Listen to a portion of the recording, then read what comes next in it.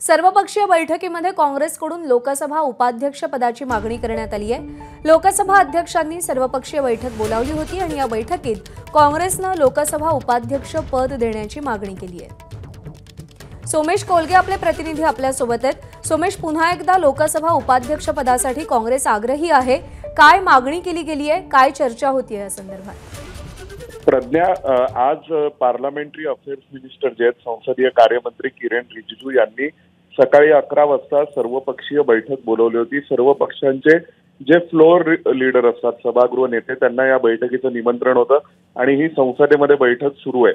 किरण रिजिजू हे संसदीय कार्यमंत्री असल्यामुळे त्यांच्याजवळ काँग्रेसने जी अट ठेवली आहे ती की आम्हाला उपाध्यक्षपद मिळालं पाहिजे। आतापर्यंतची जी परंपरा होती त्या परंपरेनुसार अध्यक्षपद हे बिनविरोधपणे अध्यक्षपदाची निवडणूक व्हायची आणि सत्ताधारी पक्षाचे अध्यक्ष तर उपाध्यक्ष हे विरोधी पक्षांचे असायचे।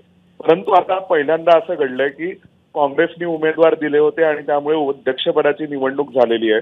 तर आता सत्ताधारी पक्षाने लोकसभेचं उपाध्यक्षपद हे विरोधी पक्षाला द्यावं आणि त्यानुसार काँग्रेसला द्यावं अशी मागणी काँग्रेसने आता संसदीय कार्यमंत्र्यांच्या बैठकीत केली आहे। ही बैठक या आत्ताचे जे अर्थसंकल्पीय अधिवेशन आहे त्याच्या पार्श्वभूमीवर होते आणि या बैठकीमध्ये सर्वसाधारणपणे अधिवेशन कसं करायचं, सभागृह कसं चालवायचं यावर चर्चा होते। सगळ्यांमध्ये सामंजस्य समन्वय व्हावा असा एक प्रयत्न असतो। परंतु आता काँग्रेसने उपाध्यक्षपदाची मागणी केल्यामुळे त्यावर आता सत्ताधारी पक्ष काय भूमिका घेणार, कारण उपाध्यक्षपद अजून रिकाम आहे, तर त्यामुळे तो मुद्दा आता या समन्वयाच्या बैठकीतच वादाचा ठरू शकतो की काय असा प्रश्न आहे।